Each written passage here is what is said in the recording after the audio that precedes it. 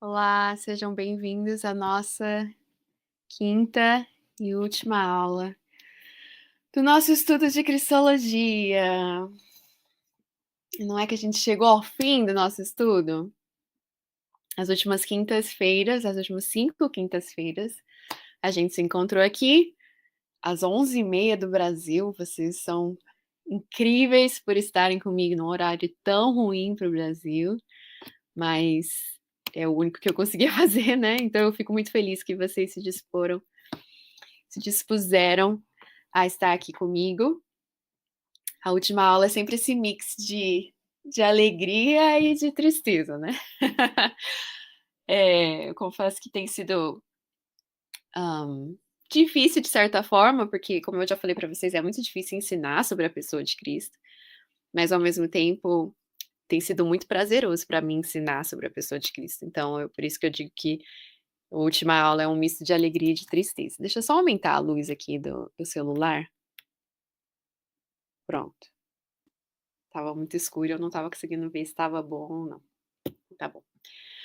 Bom, nossa última aula é a nossa aula de aplicação, por assim dizer, né? Para aqueles que acompanharam alguns dos meus estudos, que eu uso o método indutivo, que eu não inventei, mas que é o método que eu uso nos estudos que eu dou. A gente sempre tem a observação, a interpretação e o último passo que a gente chama de o passo da aplicação. E hoje é basicamente isso que a gente vai fazer nessa aula, porque nós vamos aplicar aquilo que nós aprendemos, né? Nós vamos ver, nós já vimos quem é a pessoa de Cristo, nós vimos quem é Cristo na Trindade, quem é Cristo no Antigo Testamento, quem é Cristo nos Evangelhos, quem é Cristo de Atos e Apocalipse.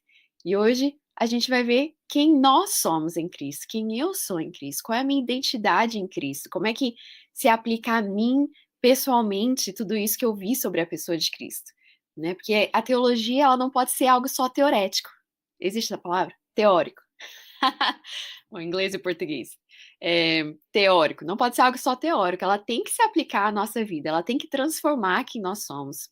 Teologia, como a gente viu na primeira aula, é o estudo de Deus, né? Então, o estudo de Deus precisa modificar quem nós somos. A gente não estuda Deus com o objetivo de simplesmente de secar um sapo, por assim dizer. Não, nós não queremos dissecar a Bíblia sem um motivo final. Nós queremos dissecar a Bíblia de maneira que, ao vermos mais quem Deus é, nós compreendamos melhor quem nós somos.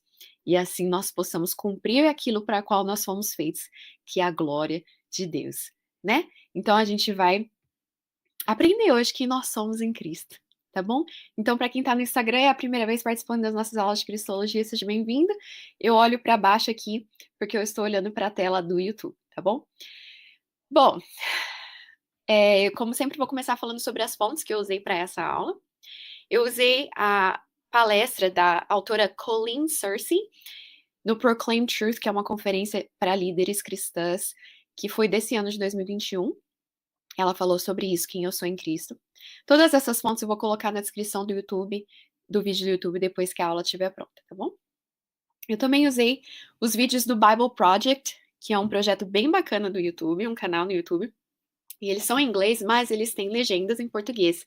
Então, se você for para os vídeos do Bible Project, que eu vou colocar a legenda depois, o link na legenda do YouTube, você pode clicar em adicionar legenda e tem a opção de adicionar em português e você pode ser super abençoado com o conteúdo riquíssimo do Bible Project.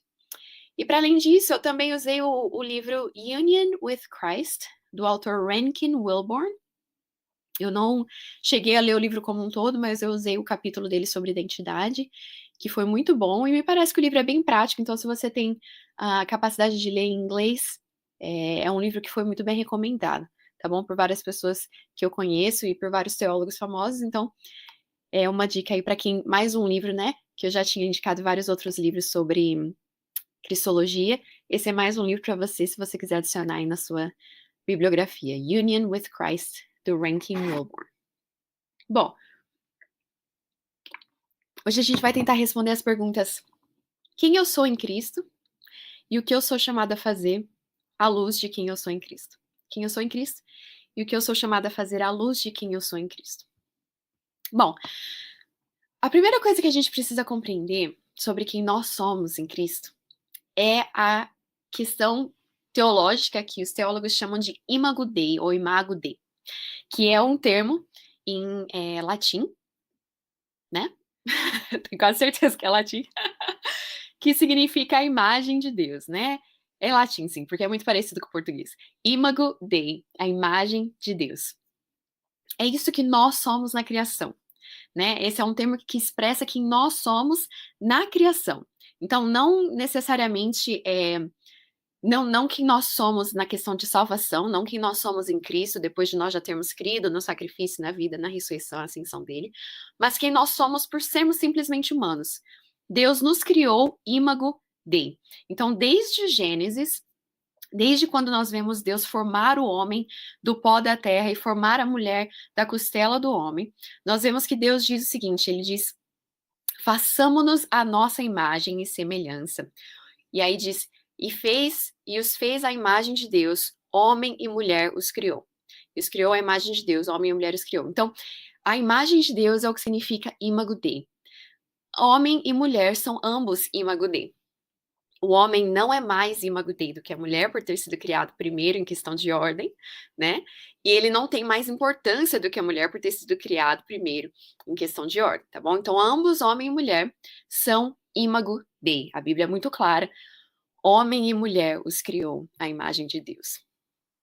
Todo ser humano, assim que ele nasce, todo ser humano, assim, desculpa, não assim que ele nasce, assim que ele é concebido, né? Isso que nós cremos como cristãos, que é assim que o ser humano é concebido, ele já é imago Dei, ele já carrega em si a imagem do divino. Então a gente precisa começar aqui, quando a gente vai falar sobre a questão de identidade, né? Quem nós somos em Cristo, a gente precisa começar com o imago Dei. Os reis, os governadores, os imperadores, a pessoa que estava governando uma nação na antiguidade, eles carregavam sobre si esse ar de imagem de Deus, né? Se a gente for pensar nos faraós, eles tinham essa noção de que eles eram é, a imagem dos deuses, eles eram o representante dos deuses, por assim dizer, né? Assim também como os Césares, eles eram adorados como Deus, né? Tanto que muitos dos cristãos da igreja primitiva, eles foram martirizados porque eles se recusavam a reconhecer os Césares como Deus, né? Então, da antiguidade, os imperadores, os reis, os governadores, eles tinham essa noção de imagem de Deus como se eles fossem. E por eles se considerarem imagem de Deus e pelo povo considerar que eles eram imagem de Deus, eles tinham autoridade sobre o povo, porque eles eram aqueles que representavam Deus ou os deuses, enfim. Então, isso dava a eles autoridade sobre o povo.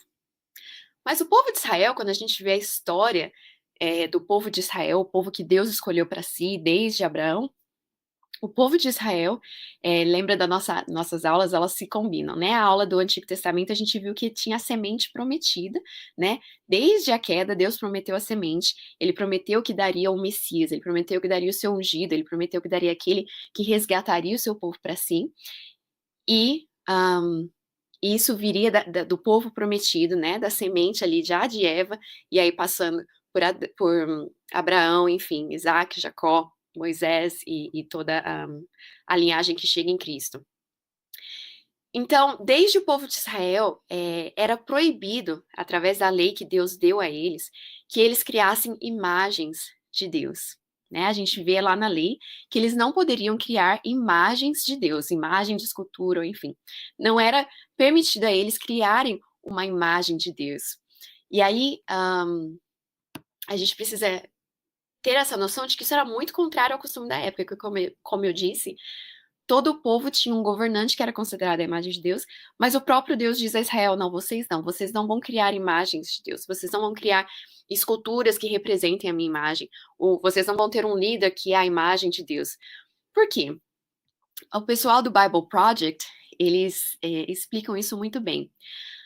Eles dizem o seguinte: primeiro porque Deus, ele estava mostrando que ele é a autoridade sobre tudo e todos, né? Ele não tem algo que é uma imagem dele no sentido de que agora Deus, ele é representado por esse um ser humano e esse um ser humano tem autoridade sobre todos.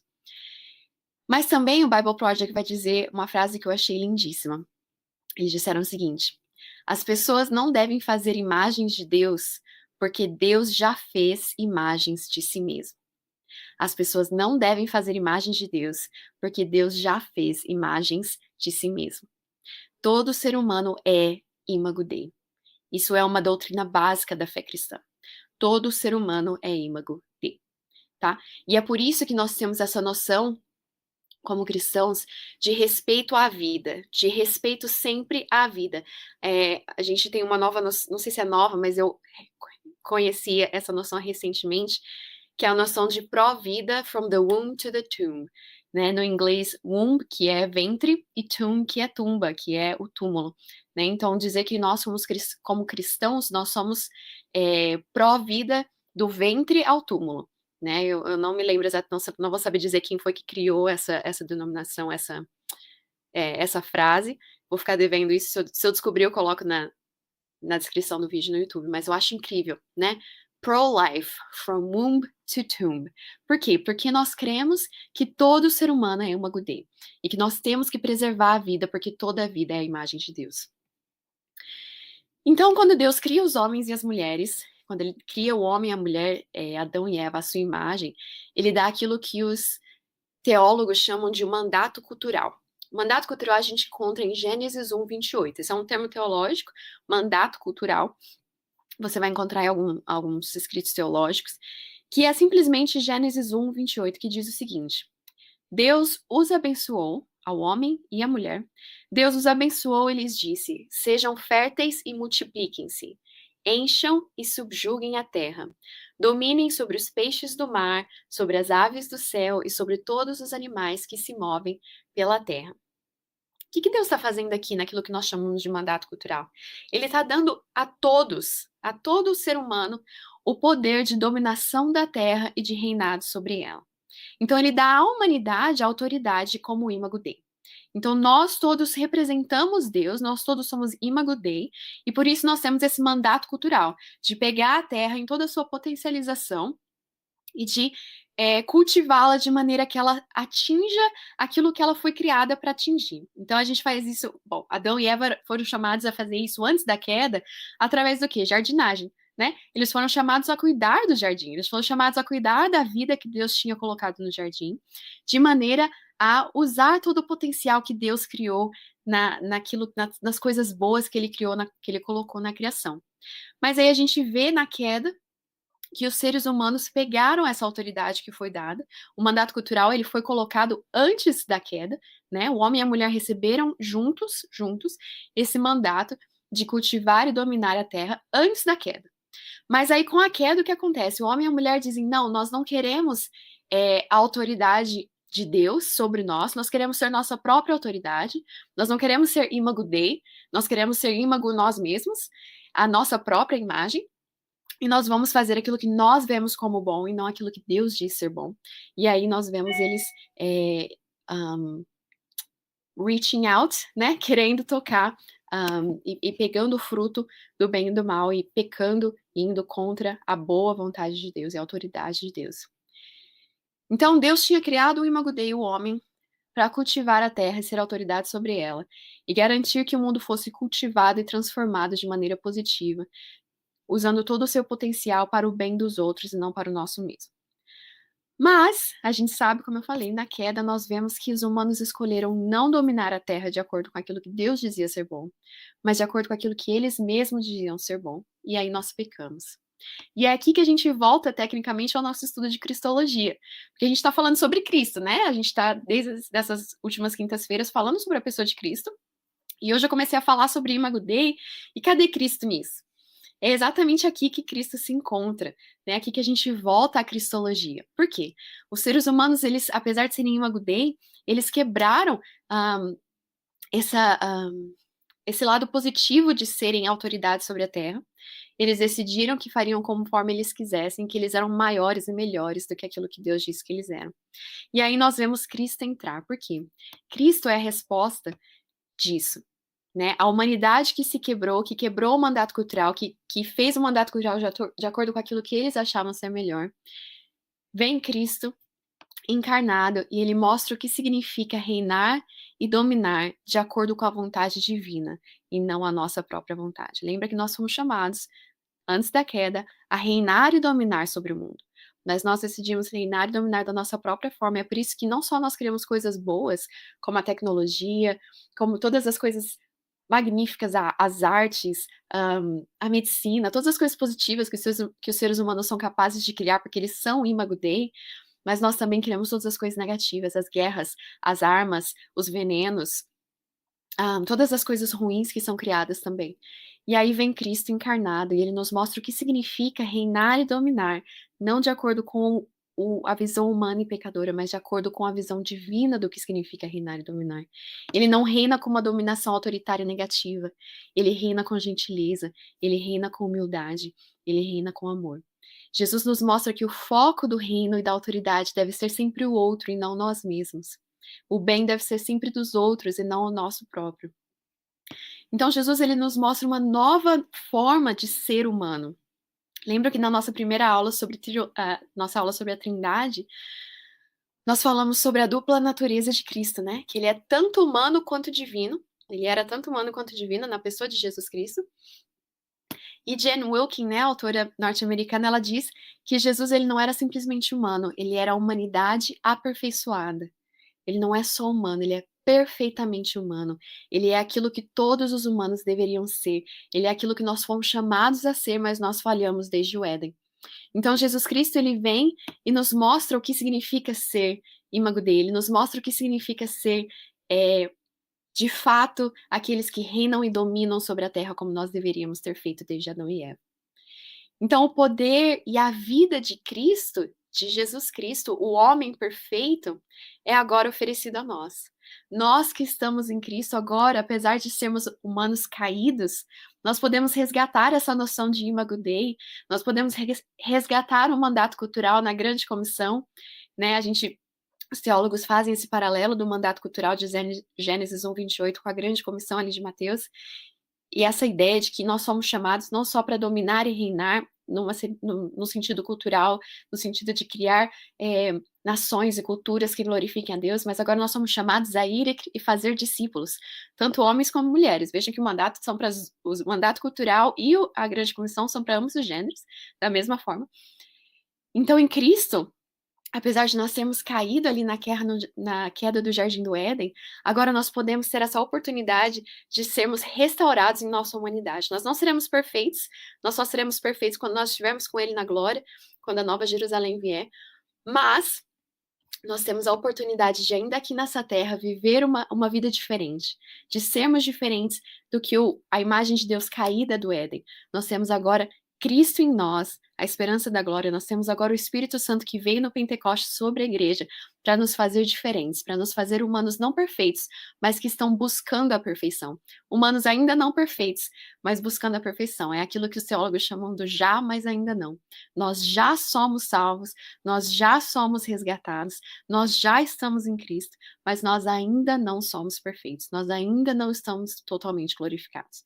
Mas nós fomos chamados como cristãos a representar essa nova humanidade, a representar o que significa ser uma nova criatura, a representar aquilo que Jesus Cristo nos mostrou, que o verdadeiro reinado, a verdadeira autoridade, o verdadeiro domínio sobre a terra não virá de autoritarismo, mas virá de humildade, de amor, de servidão. A gente vê ali em Colossenses 3, no capítulo 3, de 1 a 4, o seguinte. A gente compreende bastante de quem nós somos em Cristo nesse verso. Colossenses 3, de 1 a 4. Portanto, se fostes ressuscitados juntamente com Cristo, buscai as coisas lá do alto, onde Cristo vive, assentado à direita de Deus. Lembra que a gente falou da ascensão. Cristo vive atualmente assentado à direita de Deus, e nós devemos, como aqueles que já foram ressuscitados com Ele, buscar as coisas lá do alto de onde Ele está. Pensai nas coisas lá do alto, não nas que são aqui da terra, porque morrestes, e a vossa vida está oculta juntamente com Cristo em Deus.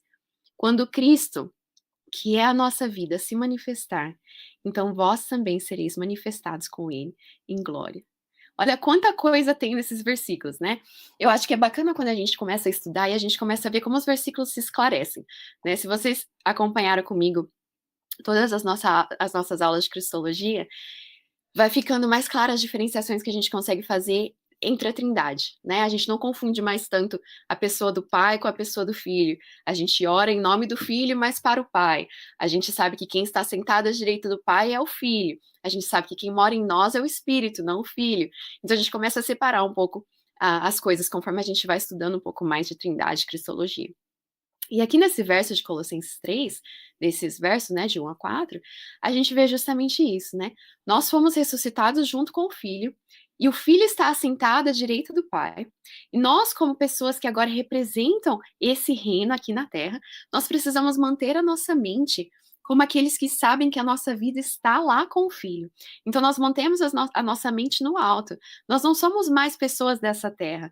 Nós não somos mais pessoas que vivem focados nessa terra. Não, nós estamos pensando nas coisas do alto, onde o Filho está, ao lado do Pai, onde o nosso Cristo está, o nosso Rei. Lembra que a gente falou que ele ascendeu para inaugurar o seu reino?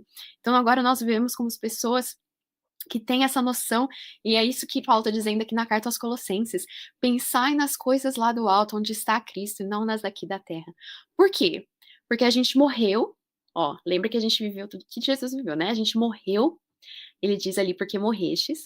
Ele diz, e fostes ressuscitados. Então a gente morreu e foi ressuscitado.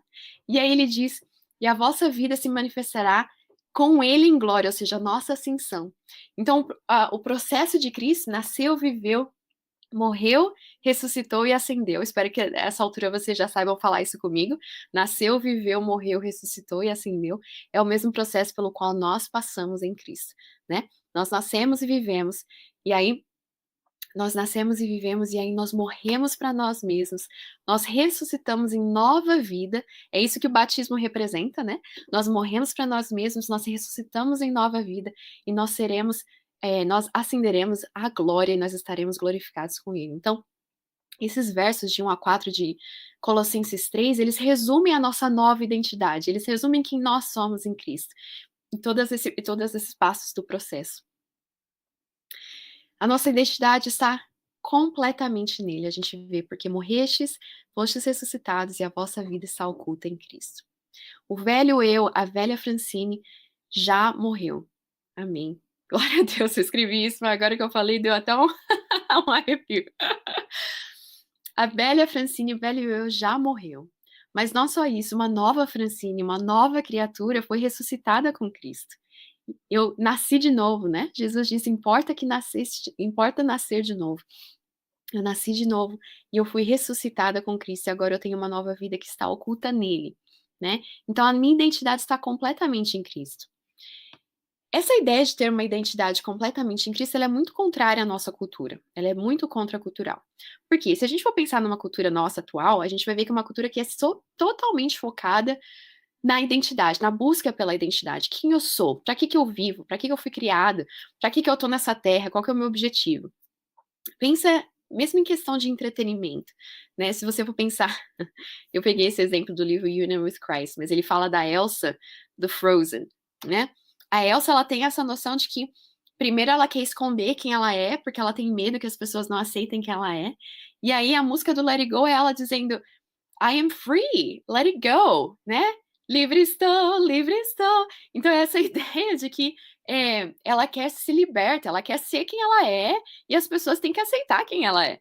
E eu não tô fazendo uma crítica ao filme Frozen, eu amo o filme Frozen. Mas essa é a noção cultural que a gente tem de identidade, essa noção de que eu sou quem eu sou, e o mundo precisa me aceitar, e eu preciso ser livre para ser quem eu sou. E é aí que a gente vê tantas confusões, confusões de gênero, confusões de tantos tipos de coisa, né? As pessoas assumem para si uma identidade e aquilo é o que elas são. Então, como cristãos, quando a gente diz a minha identidade está em Cristo, isso é forte, isso é muito contracultural. Porque a gente está dizendo, não importa quem eu sou, tanto quanto importa quem Cristo é e o que eu sou por causa de quem Ele é. Agora, eu não estou dizendo que Cristo cancela a nossa individualidade.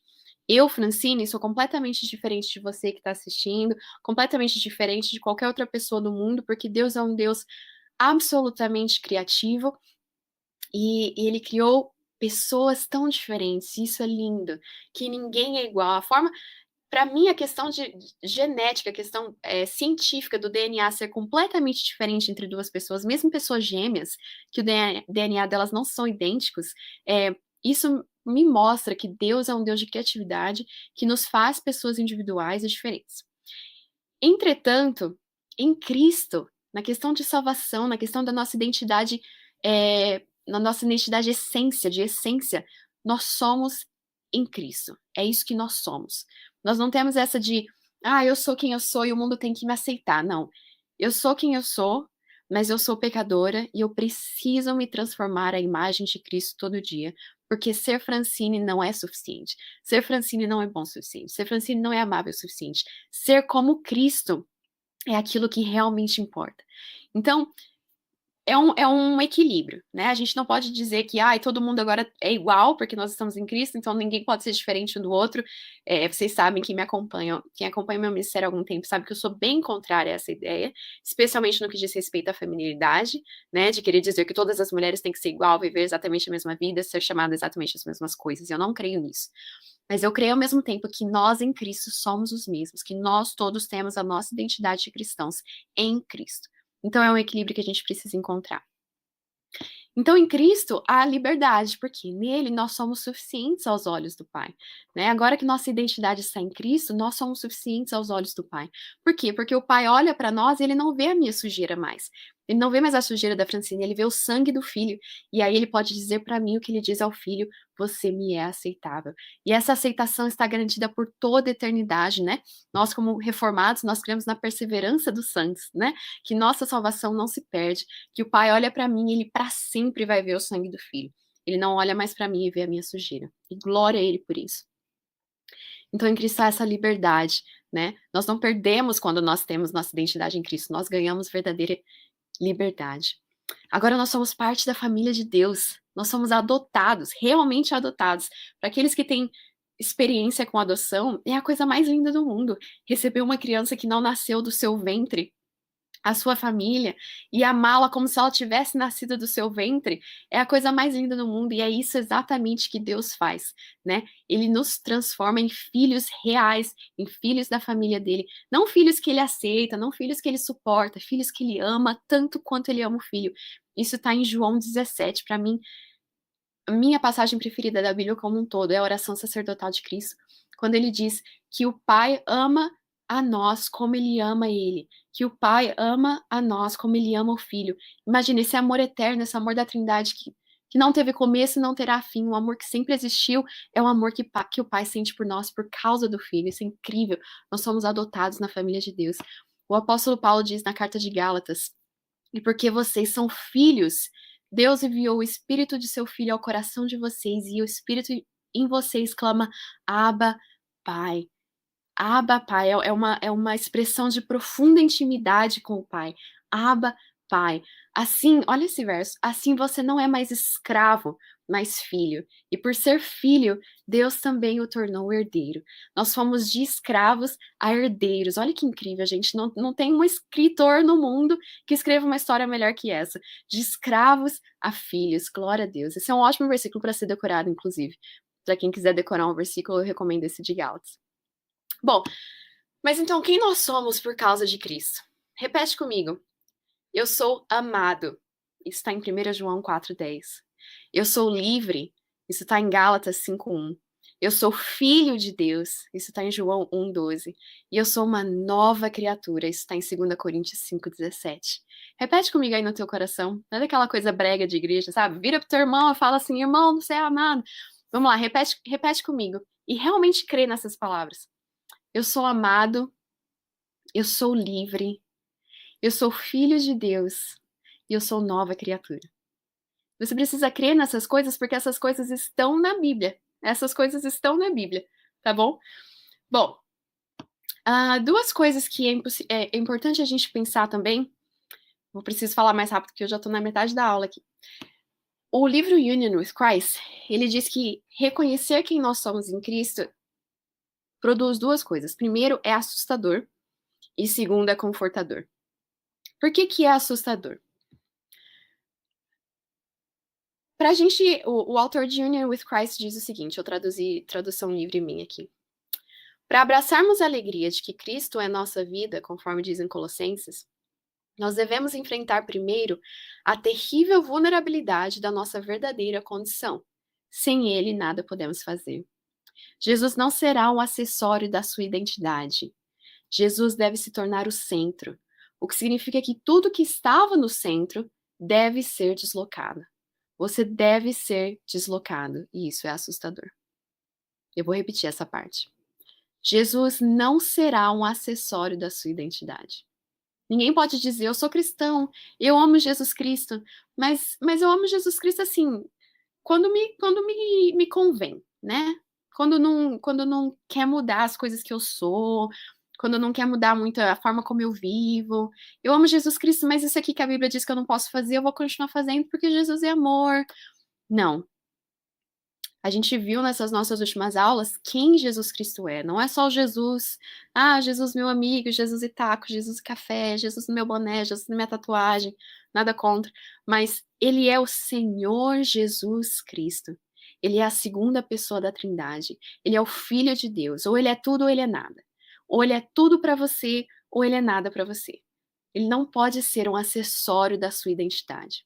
Jesus é tudo que nós temos. Tudo que nós temos. Se amanhã eu perder tudo que eu tenho, meu marido, minha filha, minha casa, minha reputação, meu ministério, tudo, eu ainda tenho tudo, porque Jesus é tudo que eu tenho.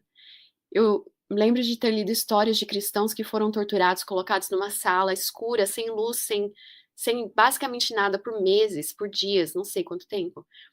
E eles disseram, eu queria ter ficado lá para sempre, porque quando estava só eu, na escuridão era só eu e Cristo.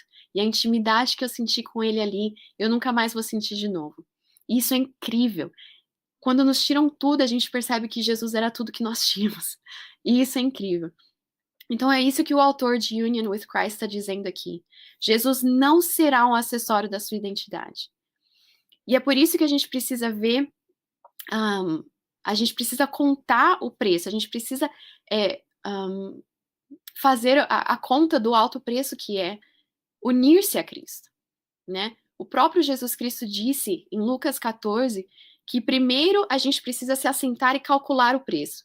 Lembra que ele faz aquela analogia do construtor, né? Ninguém constrói uma casa sem primeiro sentar e calcular o preço para ver se ele tem o dinheiro para começar a casa, porque se ele começa a casa e aí ele não tem o dinheiro para terminar a construção, ele fica com uma casa meio feita e o dinheiro jogado fora. Então o que Jesus estava querendo dizer é o seguinte: você precisa sentar e calcular o preço de seguir a Cristo. É um alto preço. Ele te dá tudo, mas ele te tira tudo. Ele diz: você precisa se derramar e e se entregar completamente a mim, para que você me tenha completamente.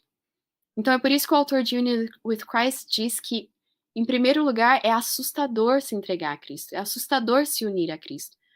E ele, o próprio Cristo disse: qualquer de vocês que não renunciar a tudo o que possui, não pode ser o meu discípulo. O que ele está querendo dizer? Ele está querendo dizer, eu preciso então vender minha casa, largar do meu marido, dar minha filha para adoção e seguir Cristo. Não, ele está dizendo, ele dá boas coisas. Eu recomendo o livro Coisas da Terra, inclusive nesse tema. As coisas da terra são bênçãos que o Senhor nos dá. Mas ele é tudo. E se ele nos pedir tudo, nós precisamos renunciar tudo por amor a ele. Existe um hino que eu cantava quando a gente estava no Brasil que falava: ainda que eu perca bens, filhos, mulher, eu ainda tenho tudo em Cristo. Alguma coisa assim. E essa é a realidade. O próprio Jesus, não se esqueça que o próprio Jesus disse: qualquer de vocês que não renunciar a tudo que tem, não pode ser meu discípulo. Unir-se a Cristo tem um alto preço. Calcule o preço antes de unir-se a Cristo.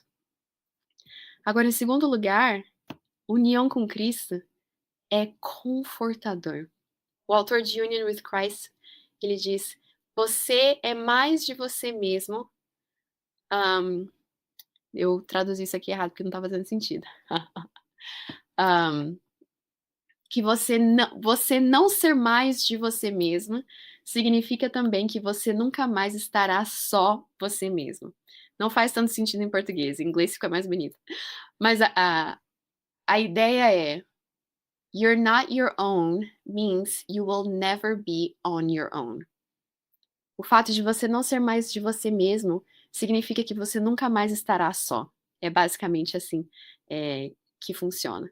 Então, o que é mais confortador do que saber que nós fomos completamente aceitos, completamente amados, completamente libertos, e que é isso que nós somos por causa da pessoa de Jesus Cristo.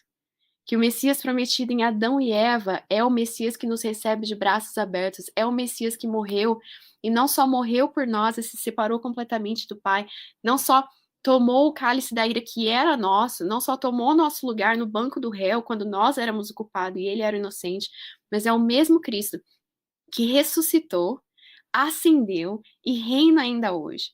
É o mesmo Cristo que nos chamou, então, quando ele ascendeu, a sermos suas testemunhas, a sermos aqueles que falam daquilo que ele fez. É isso que significa ser testemunha. O que significa ser cristão, se não ser testemunha daquilo que Cristo fez por nós e daquilo que ele pode fazer por outros?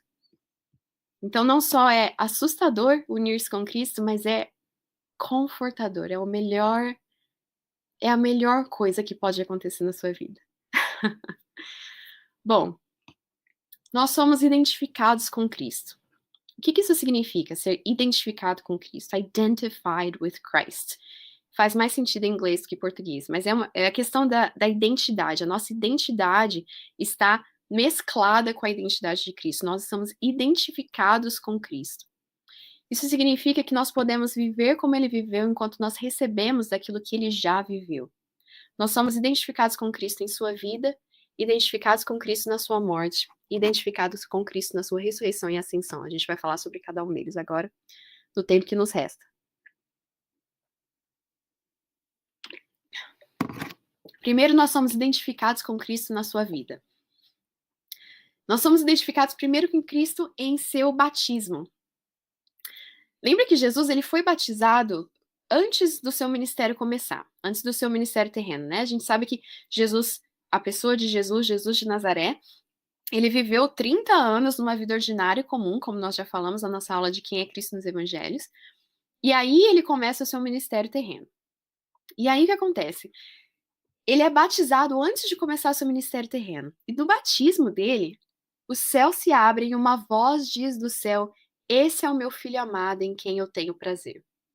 Então, o pai, ele declara sobre o filho a identidade do filho.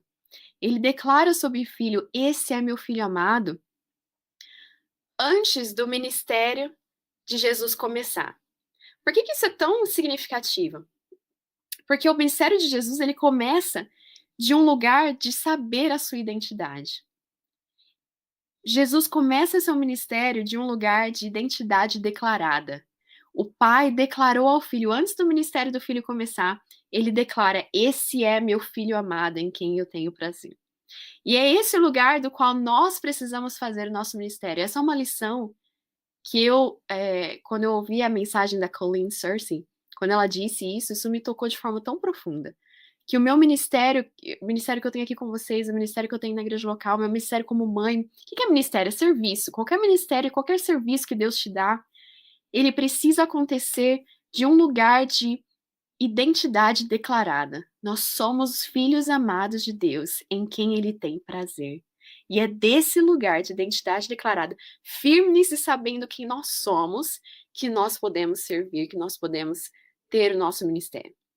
Então, não tente fazer qualquer tipo de ministério, qualquer tipo de serviço a Deus, sem saber que você precisa estar alicerçado, enraizado nessa identidade declarada. Essa é meu filho amado, essa é minha filha amada em quem eu tenho prazer. Então, assim como Jesus fez, ele teve essa identidade declarada no batismo dele antes de seu ministério começar, e aí ele fez seu ministério desse lugar de identidade declarada, nós precisamos fazer o mesmo.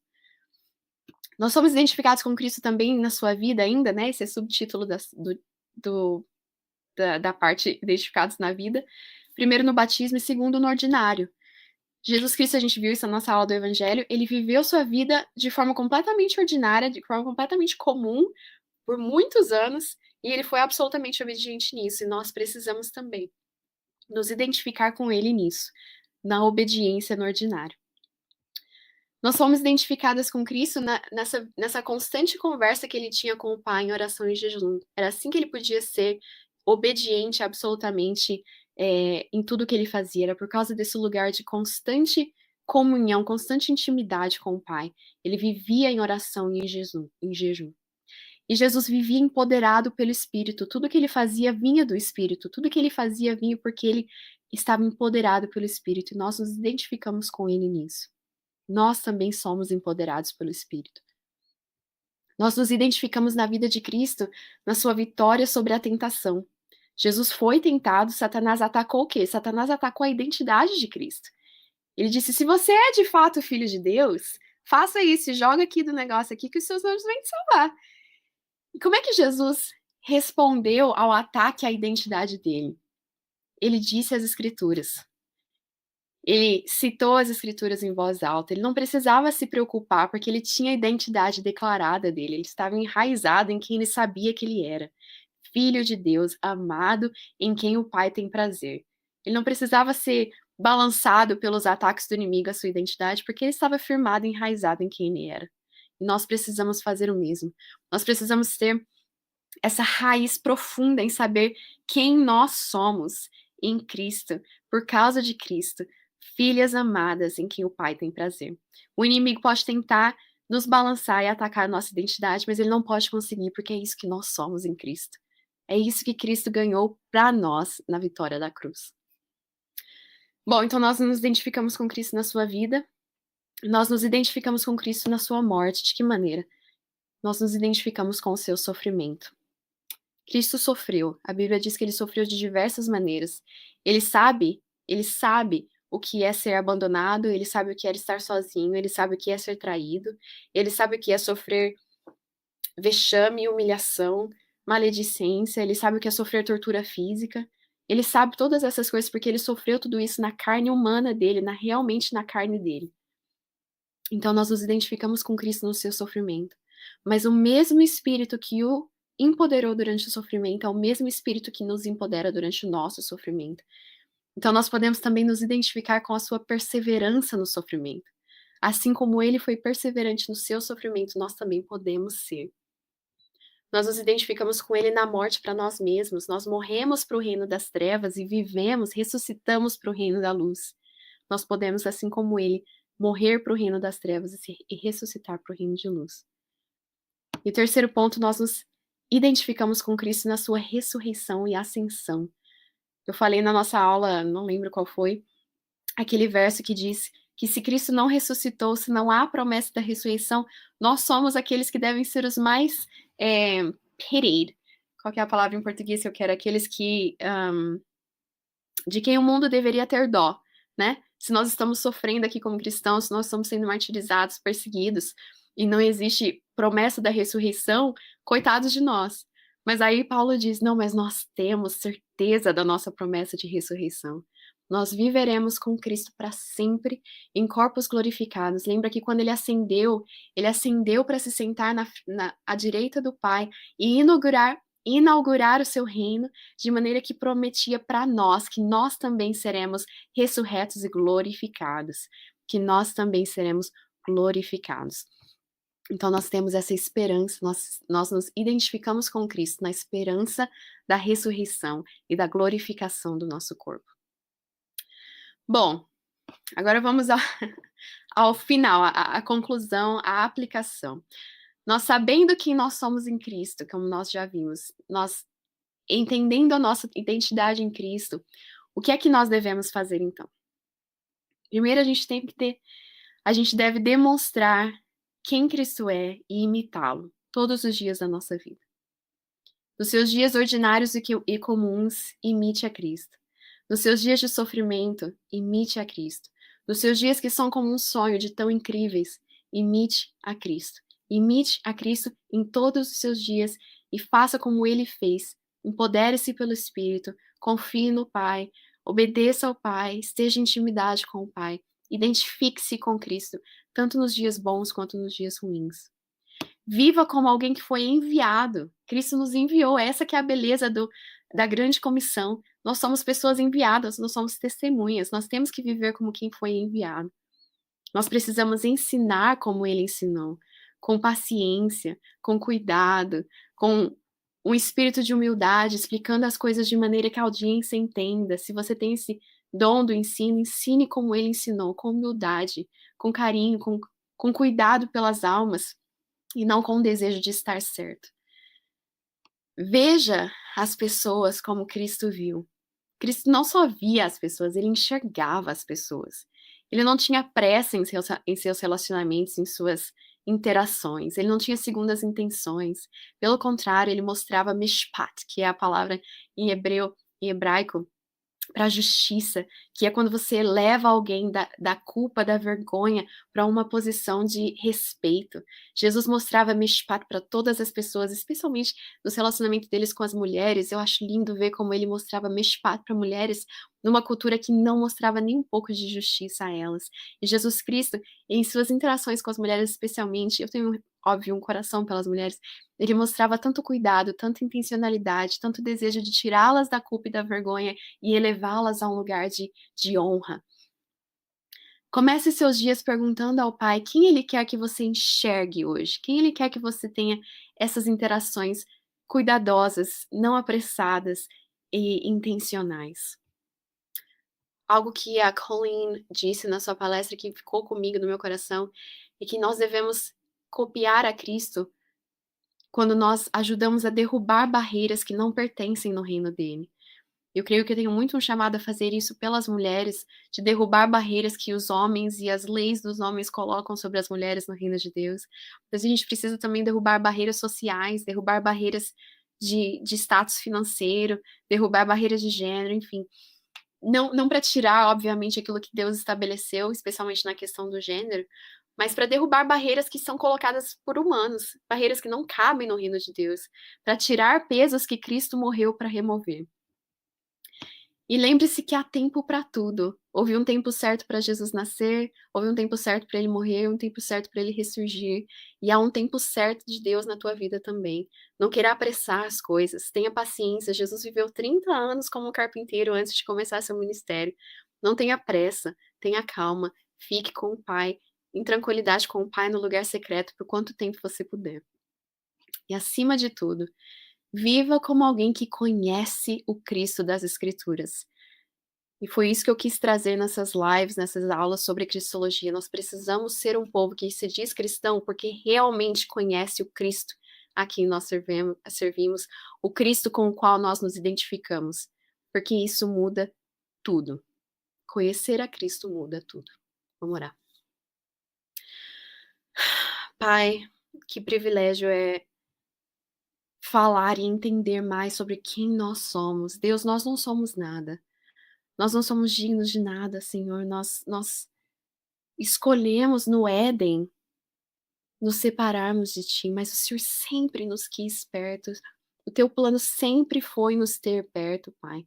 E desde o Éden, o Senhor prometeu que traria o Messias, o Cristo, que nos abriria a porta para novamente estarmos na Tua presença. E quando Ele morre, Pai, quando Ele aceita o cálice da Tua ira sobre si, o véu do santuário se rasga, o Santo dos Santos agora está aberto a todos nós que cremos. A tua presença agora está aberta a todos nós por causa da pessoa de Cristo. Nós somos amados, nós somos filhos, nós somos aceitos, nós somos livres. Nós somos teus e tu és nosso. Pai, essa é a nossa identidade. Eu te peço para cada pessoa que assiste esse vídeo agora, live, ou a gravação depois. Pai, eu te peço que cada um deles e que eu possamos ter a nossa identidade completamente enraizada, uma identidade completamente firme naquilo que Cristo já fez, naquilo que Cristo já nos tornou.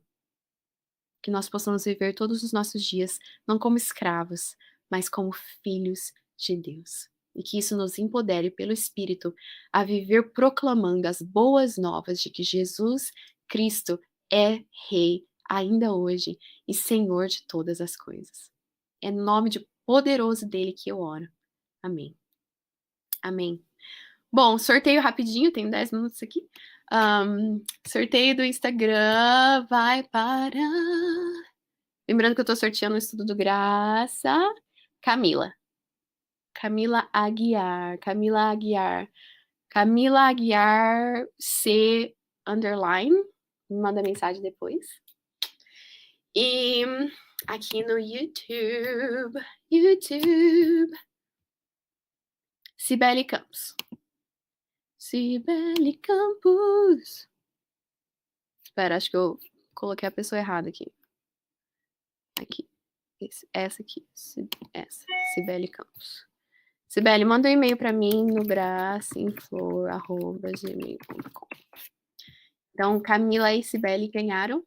Gente, muito obrigada mesmo por terem acompanhado ao vivo. Eu sei que tá super tarde no Brasil, e eu sei que alguns de vocês acompanharam todas ao vivo, e eu fico muito feliz, muito honrada.